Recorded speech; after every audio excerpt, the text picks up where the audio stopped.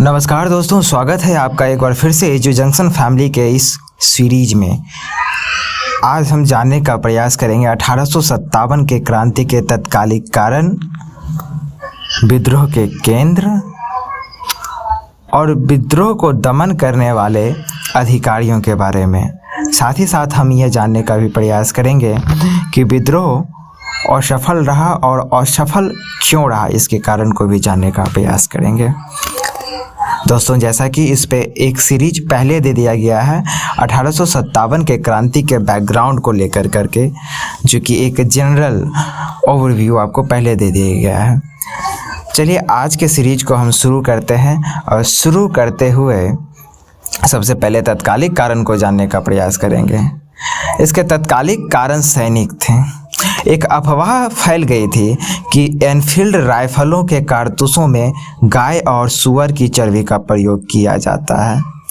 अब स्वाभाविक सी बात है कि अगर किसी तरह का अफवाह फैले कि गाय और सूअर की चर्बी का प्रयोग किया जाता है तो यहाँ धार्मिक रूप से लोगों में क्या होगा,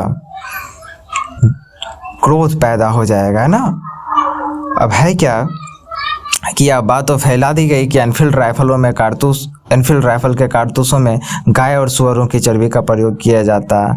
इससे हुआ कि जितने भी सैनिक थे, जितने भी सिपाही थे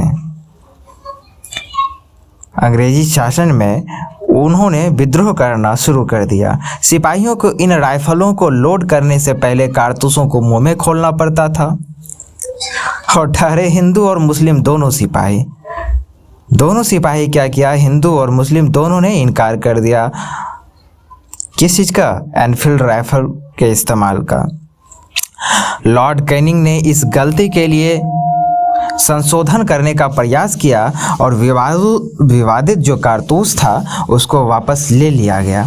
लेकिन इसकी वजह से कई जगहों पर अशांति फैल चुकी थी। क्या अशांति फैल चुकी थी? तो धार्मिक आधार पर, धार्मिक स्तर से जो हिंदू और मुस्लिम विरोध कर रहे थे कि गाय और सूअर के चर्बी का इस्तेमाल नहीं किया जाना चाहिए, इस चीज़ को लेकर के काफ़ी असंतोष फैल चुका था। मार्च 1857 को नए राइफल के प्रयोग के विरुद्ध मंगल पांडे ने आवाज़ उठाई और यही आवाज़ अंग्रेजी शासन के लिए बहुत ही घातक साबित हुई।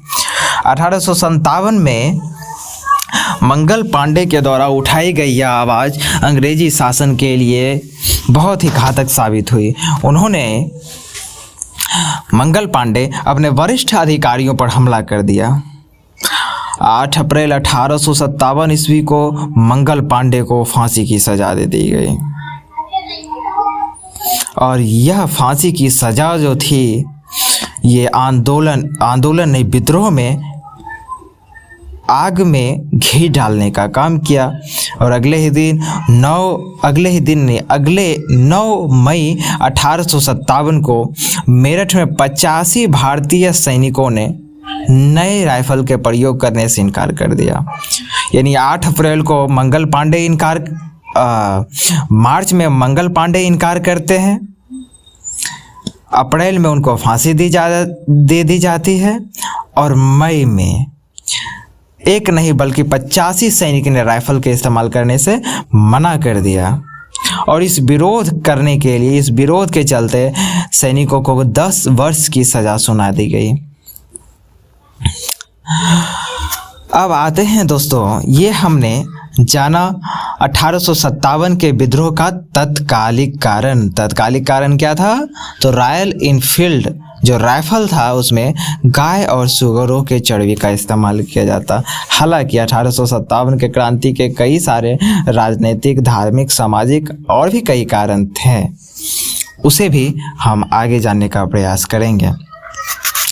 दोस्तों, विद्रोह के केंद्र की बात करें हम लोग तो विद्रोह पटना से लेकर राजस्थान की सीमा तक फैला हुआ था। विद्रोह का मुख्य केंद्र यूपी में लखनऊ, कानपुर, बरेली, झांसी, ग्वालियर और बिहार का आरा जिला शामिल था।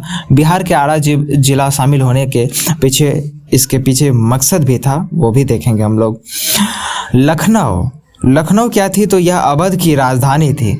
अवध के पूर्व राजा कि बेगमों में से एक हजरत महल ने विद्रोह का नेतृत्व किया था लखनऊ से। यानी अगर ऑब्जेक्टिव भी क्वेश्चन रहे तो आपको सीधा सीधा पूछा जाता है कि लखनऊ से 1857 के विद्रोह का नेतृत्व किसने किया था। इसका उत्तर क्या है? बेगम हजरत महल। कानपुर की बात करें तो विद्रोह का नेतृत्व पेशवा बाजीराव द्वितीय के दत्तक पुत्र नाना साहब ने किया था। नाना साहब ने क्या किया था? तो नाना साहब को उसके साम्राज्य से बेदखल कर दिया गया था, उसका जो राजपाट था उससे बेदखल कर दिया गया था। अब आगे आते हैं झांसी। झांसी से 22 वर्षीय रानी लक्ष्मीबाई ने विद्रोहियों का नेतृत्व किया, क्योंकि उनके पति की मृत्यु के बाद अंग्रेजों ने उनके दत्तक पुत्र को झांसी के सिंहासन पर बैठाने से इनकार कर दिया। ये अंग्रेज की एक नीति थी जिसके तहत कोई भी राजा अपने दत्तक पुत्र को अपना उत्तराधिकार नहीं बना सकता था। अब कोई भी राजा अपने दत्तक पुत्र को उत्तराधिकार नहीं बनाए तो उसका साम्राज्य को देखने वाला कौन रहेगा? कोई नहीं, वो अंग्रेजी शासन के अधीन हो जाएगा। और इसी नीति के तहत ढेर सारे रियासतों को अंग्रेजी शासन ने अपने अधीन कर लिया था। ग्वालियर की बात करें तो झांसी की रानी लक्ष्मीबाई ने विद्रोहियों का नेतृत्व किया और नाना साहेब के सेनापति तात्या तोपे के साथ मिलकर उन्होंने ग्वालियर तक मार्च किया था और उस पर कब्जा कर लिया था। वह ब्रिटिश सेनाओं के खिलाफ मजबूती से लड़ी, लेकिन अंततः अंग्रेजों से उनकी हार हो गई। ग्वालियर पर अंग्रेजों ने कब्जा कर लिया था। आगे हम बिहार की बात करें तो बिहार में विद्रोह का नेतृत्व कुंवर सिंह ने किया था, जो जगदीशपुर बिहार के एक शाही घराने से थे।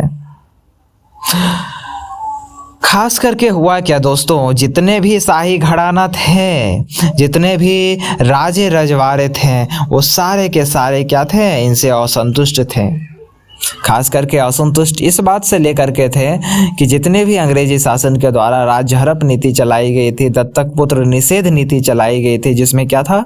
दत्तक पुत्रों को उत्तराधिकार नहीं बनने दिया जाना था। इन चीज़ों से राजे रजवाड़े बहुत परेशान थे, खफा थे, जिन्होंने इस चीज़ को, इस विद्रोह को बड़ा लीड किया था। लखनऊ से हजरत महल, कानपुर से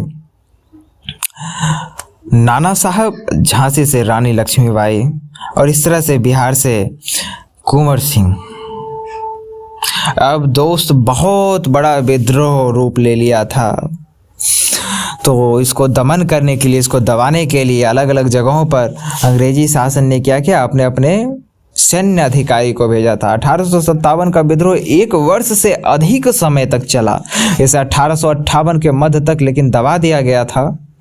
मेरठ में विद्रोह भड़कने के 14 महीने बाद, मेरठ में विद्रोह भड़कने के 14 महीने बाद 8 जुलाई 1858 को लॉर्ड कैनिंग द्वारा शांति की घोषणा की गई।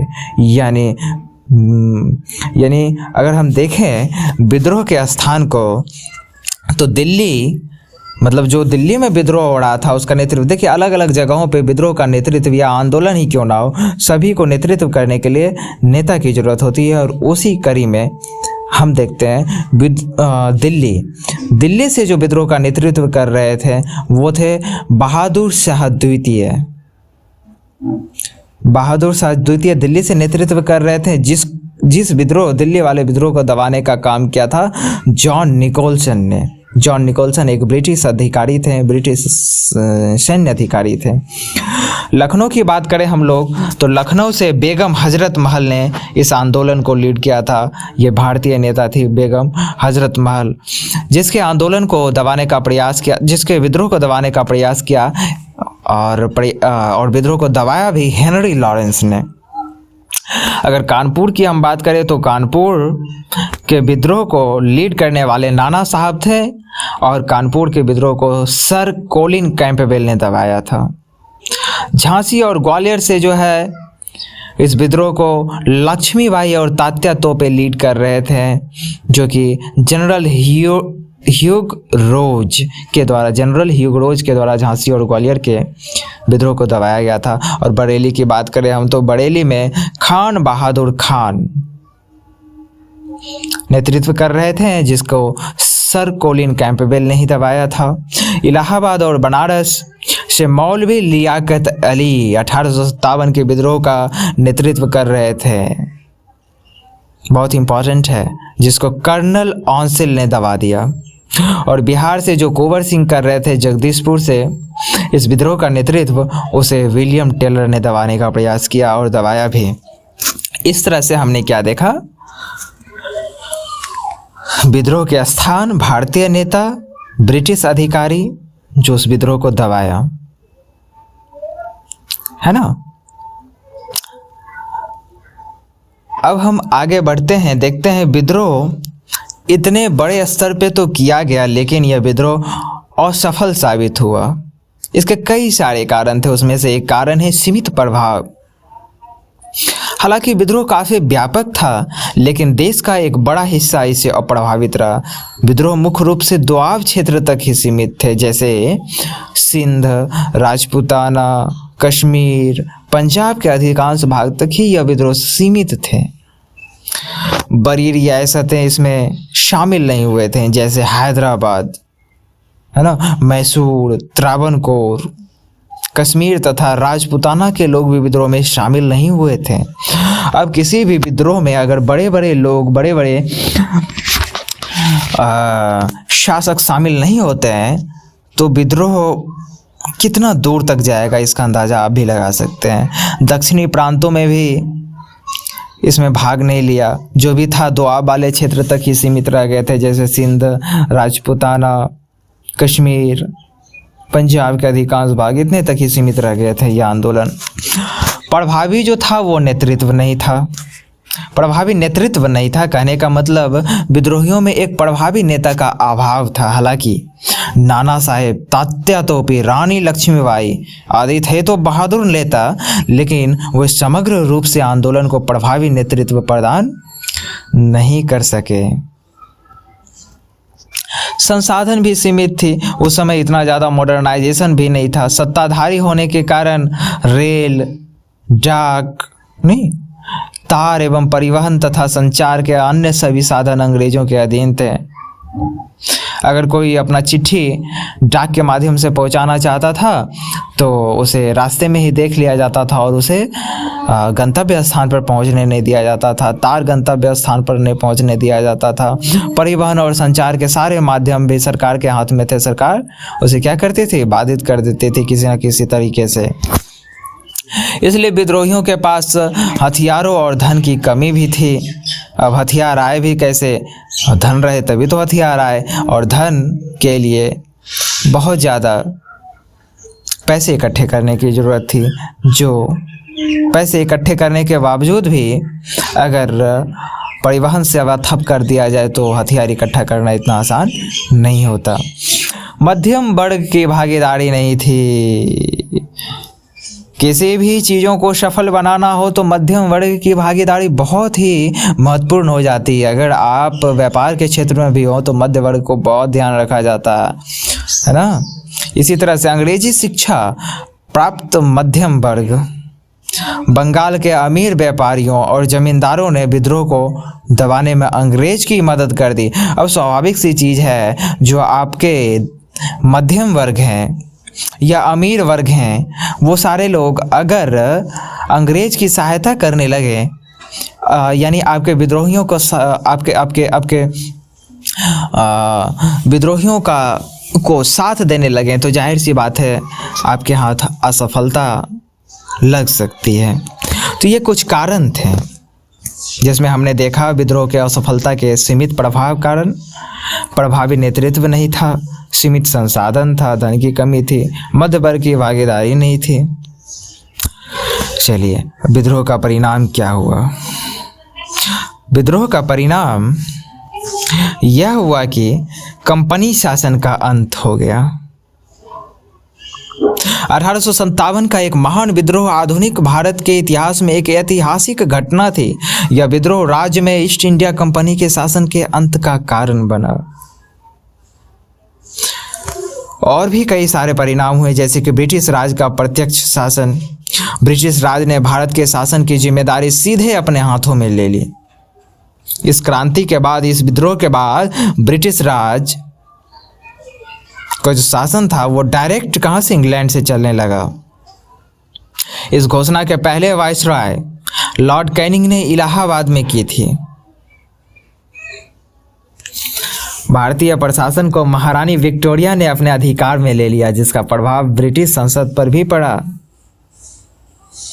भारत का कार्यालय देश के शासन और प्रशासन को संभालने के लिए बनाया गया था। धार्मिक सहिष्णुता की बात करें तो अंग्रेजों ने यह वादा किया था कि वे भारत के लोगों के धर्म एवं सामाजिक रीति रिवाजों और परंपराओं का सम्मान करेंगे। आगे हम लोग देखते हैं प्रशासनिक परिवर्तन। भारत के गवर्नर सबसे इम्पोर्टेंट, सबसे महत्वपूर्ण है प्रशासनिक परिवर्तन जो कर दिए गए थे। इसमें प्रत्यक्ष शासन करना प्रारंभ किया था वहाँ से महारानी ने। और इसमें देखिए भारत के गवर्नर जनरल के पद को क्या किया था, वायसराय के पद से स्थानांतरित कर दिया था। यानी गवर्नर जनरल का जो पद था उसको वायसराय में बदल दिया।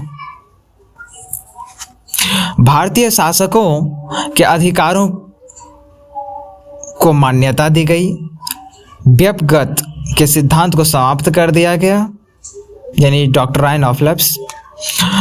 अपनी रियासतों को दत्तक पुत्रों को सौंपने की छूट दे दी गई। चलिए, ये जो जितने शासक वर्ग थे उसको इसका फायदा तो मिला। सैन्य पुनर्गठन, और सैन्य में क्या, जो सैनिक लोग का